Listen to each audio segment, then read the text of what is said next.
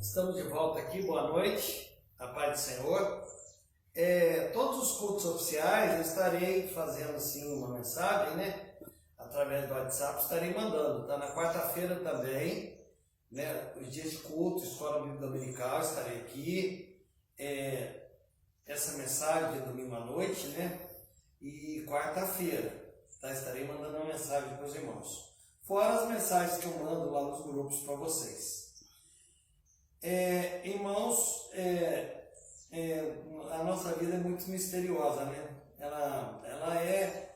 a vida é uma viagem no invisível, O exemplo, por exemplo, da salvação é o exemplo da viagem do navio, porque nós estamos acostumados com as estradas, com as rodovias, nós estamos acostumados com o pé no chão, mas o navio é bússola, é aparelhos, o avião, por exemplo, que voa lá no ar, também são instrumentações.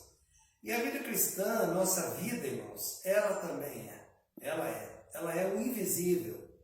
É que nós achamos que a gente está vivendo há tantos anos assim, e vai ser assim, mas a vida não quer dizer que tem que ser assim.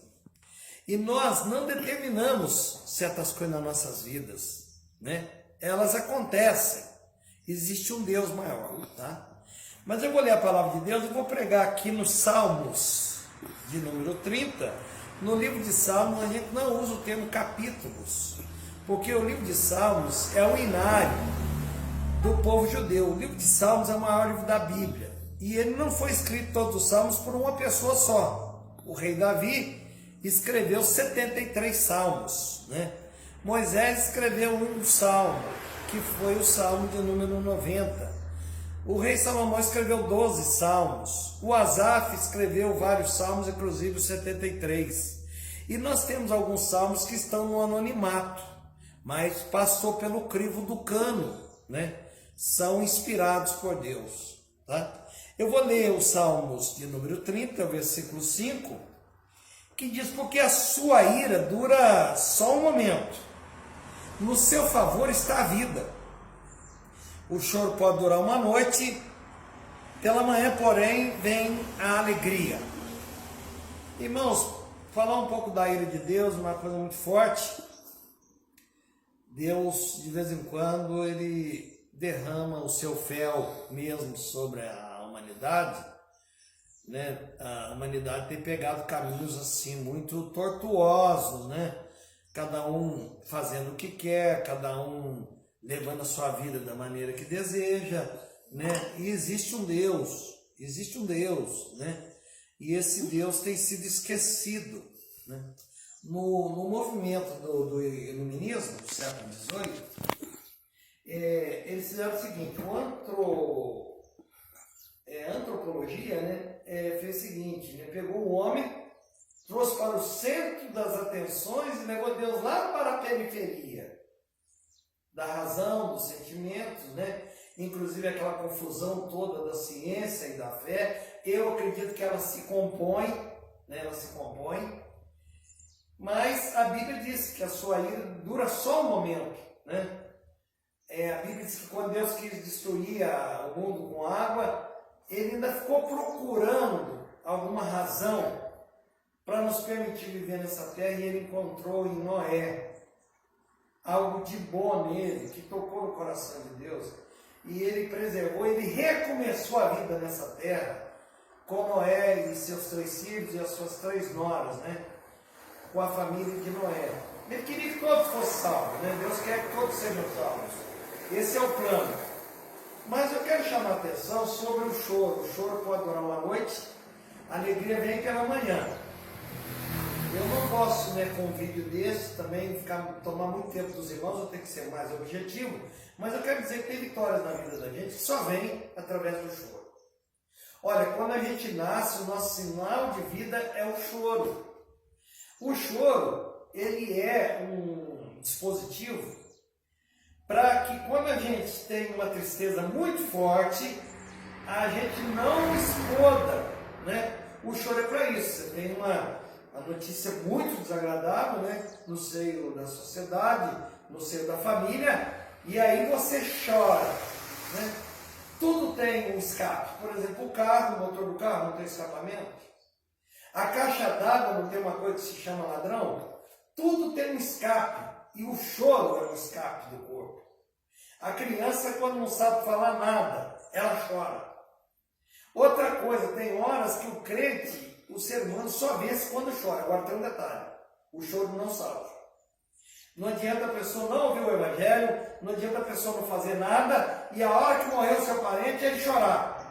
Não adianta agora, quantos comerciantes chorar, e isso não salva. Ou a pessoa está morrendo e está chorando. Não, coitadinho, ele está chorando, é lógico. A cena é tétrica. A cena é triste. Mas o choro não salva.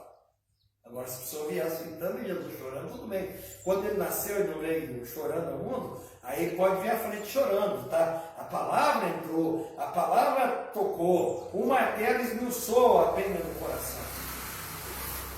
Mas, irmãos, o que o choro está falando aqui? O choro está falando das adversidades da nossa vida. E é lógico que a Bíblia não está falando de uma noite assim, não está falando que é das 10 da noite até as 6 da manhã, não. A Bíblia está falando de um período que a gente passa chorando. O choro pode durar uma noite. A luta da pessoa pode durar um tempo. Deus é que sabe esse tempo, né? Às vezes a pessoa sofre um mês, 6 meses, 1 ano, 2 anos, né? A pessoa sofre um período de tempo.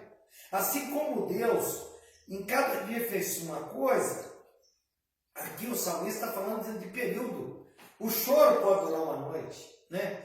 As lutas muito fortes podem durar um tempo, apesar que o ser humano não foi feito para aguentar uma luta durante muito tempo. E a nossa vida oscila. A nossa vida é igual a onda do mar. É uma hora alegria, uma hora luta, uma hora... E tudo isso tem o seu motivo. Para o ser humano ser melhor, para o ser humano tirar lições, para o ser humano crescer. Como que ele vai crescer se ele não tem lutas? Como que ele vai, por exemplo, a Bíblia diz em Deuteronômio 8 que o Deus levou o povo para o deserto para saber o que ia no coração. Olha, eu estudei com a igreja aqui uns 3 meses sobre os gafanhotos, na época do profeta Joel, e os gafanhotos era a simbologia dos demônios que vêm, que matam, prejudicam a nossa vida, porque a nação se via Deus só de aparência, era só na maneira de ser visto, os sacerdotes, os reis. Deus conhecia a profundidade do coração. Não é hora de ninguém brincar, é hora de converter, é hora de voltar, é hora de reconciliar, é hora de pedir perdão, é hora de acertar a vida. Jesus está voltando, ele falou que esses sinais aconteceriam, mas o choro pode durar uma noite. Eu quero falar 3 coisas. Então, o choro pode durar uma noite, é um tempo de luta, é um tempo de coisa forte. Segundo, o que ele espera de nós? Perseverança. Não abrir mão. É necessário que mesmo que a noite venha, que o choro venha, o crente tem que ser perseverante, o irmão tem que ser perseverante, perseverar nos caminhos do Senhor, mesmo que tudo esteja difícil, continuar lendo a Bíblia, continuar vindo à igreja a hora que puder, vir nos cultos que tem. Sabe por quê? Talvez vai acontecer, você vai ter saudade agora da igreja. E quando você ficar idoso, você ficar numa cama, quantas pessoas que não vieram à igreja a hora que puderam, e a hora que fica doente, lá, o pastor de saudade da igreja, o pastor não vai falar para ele. Mas quando ele pôde, cadê ele? Cadê ele? Perseverança, perseverança. Está ali firme, está ali junto, está participando, perseverança. E terceiro, a resolução do problema. De repente vem o socorro, de repente vem a saída, de repente vem o milagre, de repente a coisa boa acontece. É assim que as coisas têm acontecido, de repente. Guarde isso na sua vida, de repente. O caos está instalado, a perseverança para viver vai estar aqui, mas de repente, a China já estancou, pelas notícias que temos, não sei como, né? Os médicos já foram para a Itália para ajudar, mas que estancou, quer dizer, de repente, irmãos, o milagre, ele acontece de repente. Continue sendo fiel com a sua vida, com a sua dedicação, é ter certeza, faça teste.